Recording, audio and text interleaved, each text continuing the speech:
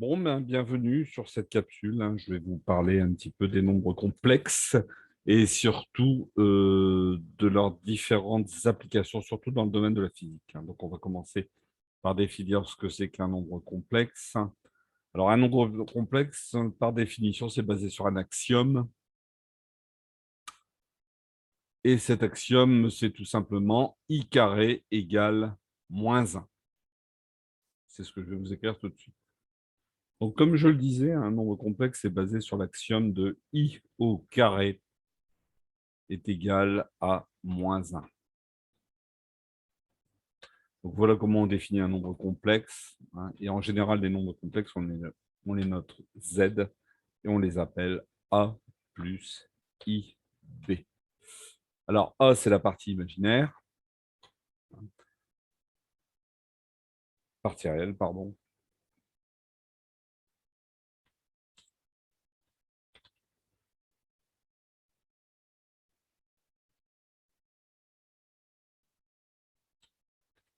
L et b, le point, c'est la partie imaginaire.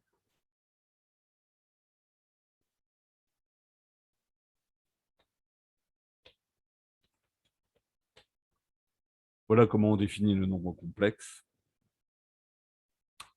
Donc, je vais prendre mon petit élément et je vais le mettre dans ma définition.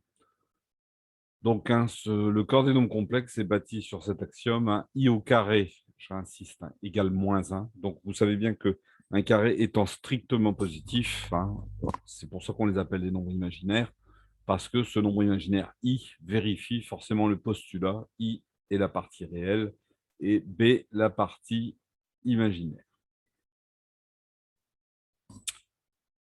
Donc, je continue ce que je vous disais. En l'occurrence ici, A, c'est la partie réelle. Donc ça va aller correspondre à l'axe des abscisses.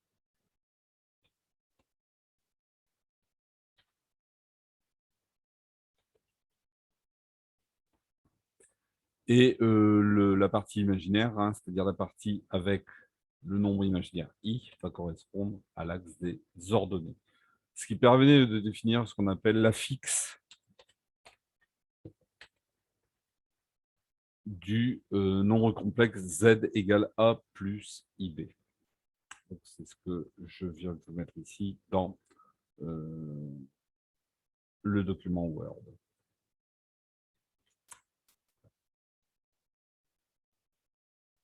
Alors, ceci permet de définir plusieurs choses.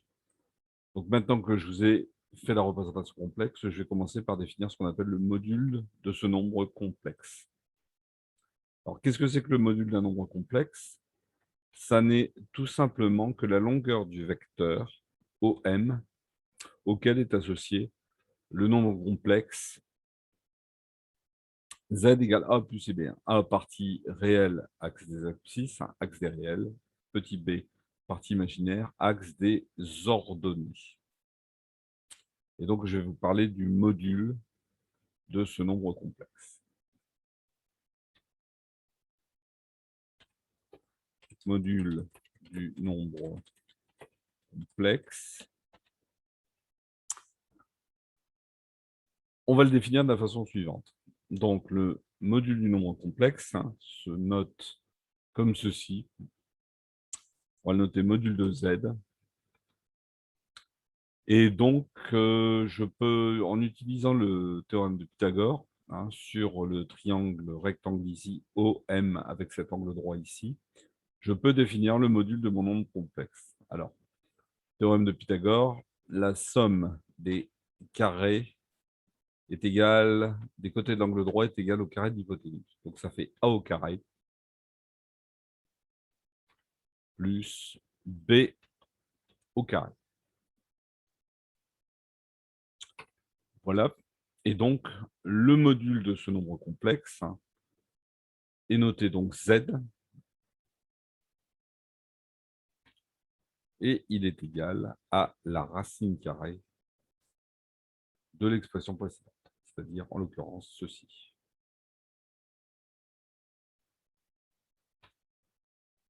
Voilà le module du nombre complexe z égale a plus ib.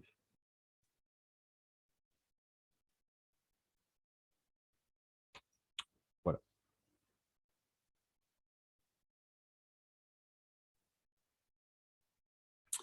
Donc maintenant que j'ai défini le module de mon nombre complexe, hein, c'est-à-dire à savoir la longueur du vecteur OM associé à la fixe z égale a plus ib, je vais parler de l'argument.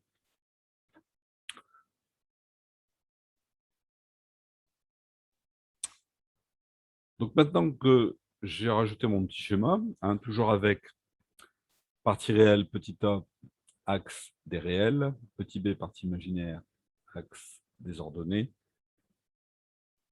axe des réels, c'est l'axe des abscisses. Maintenant, je vais vous parler de l'argument. Alors, l'argument, qu'est-ce que c'est? Ça représente tout simplement l'angle que vous avez entre l'axe des abscisses et le vecteur correspondant à la fixe du point M associé au nombre complexe z égale a plus ib. Donc, vous avez ici un triangle rectangle qui va pouvoir permettre de définir des relations trigonométriques que je vais vous expliquer.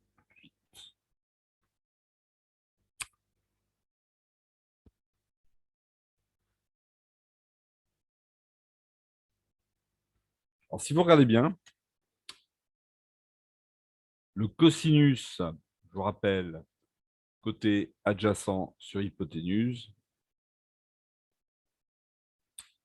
ça s'écrit comme ça. Donc, le cosinus de l'argument, c'est-à-dire le cosinus de l'angle θ, argument, hein, bah, c'est égal à tout simplement la partie réelle, petit a, divisé côté adjacent sur hypoténuse, l'hypoténuse étant représentée par le module de z, à savoir le nombre complexe. Voilà.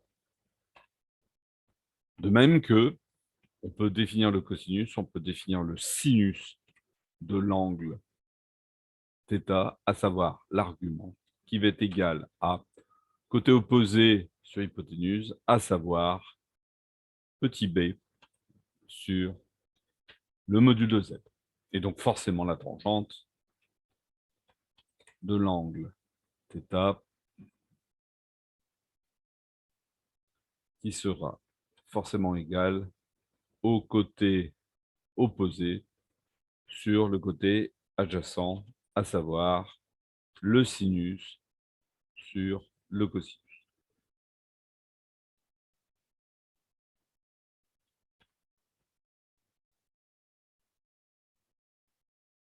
Voilà. Ce qui permet d'écrire le nombre complexe z égale a plus ib sous la façon suivante qu'on appellera ensuite la forme trigonométrique. C'est égal à tout simplement module de z, facteur de quoi?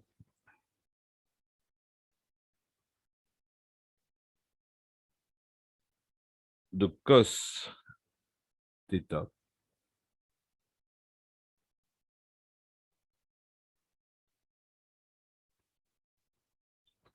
plus i sinus de l'angle θ. Alors, comment on peut déduire ça? Ben, tout simplement, il suffit de partir d'ici. Qu'est-ce qu'on a? On a A qui est égal au module de Z fois cos θ, cosinus de θ. Et de la même façon, vous pouvez en déduire que petit b est égal à module de Z sinus de l'angle θ.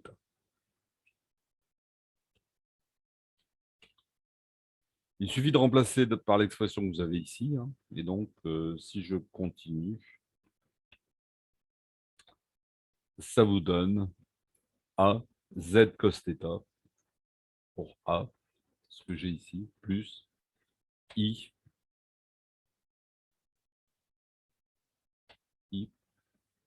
B, autrement dit Z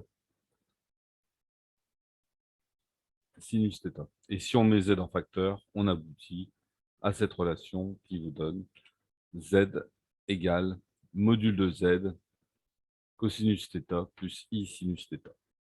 Voilà pour cette partie-là. Donc ici, cette relation-là, c'est ce qu'on appelle la forme trigonométrique. On aura l'occasion de parler dans une prochaine capsule de la forme trigonométrique associée à la forme exponentielle. Voilà, je vous remercie de votre attention. Donc je résume ce qu'on a vu dans cette capsule concernant les nombres complexes. Donc définition d'un nombre complexe, i carré égale moins 1, z égale a plus ib, a partie réelle, b partie imaginaire, axe des réels, petit a, valeur de l'abscisse, axe des imaginaires, petit b, valeur de la partie réelle. Donc, ce que j'ai résumé ici. Donc, module d'un nombre complexe, donc ça rappelle tout simplement la longueur du vecteur associé à ON, qui est égal par application du théorème de Pythagore, le carré de l'hypoténuse est égal à la somme des carrés des deux côtés de l'angle droit. Voilà. Argument du nombre complexe, c'est l'angle que vous avez ici. Et donc, on passe cette fois-ci de notation trigonométrique avec le cosinus, côté adjacent sur hypoténuse, et le sinus, côté opposé sur l'hypoténuse. L'hypoténuse représentant le module de z, ce qui permet d'introduire par la suite, avec ces notations que vous avez ici, la notation trigonométrique. Donc, je reprendrai dans une prochaine capsule l'utilisation de la notation trigonométrique avec la forme de l'exponentielle complexe.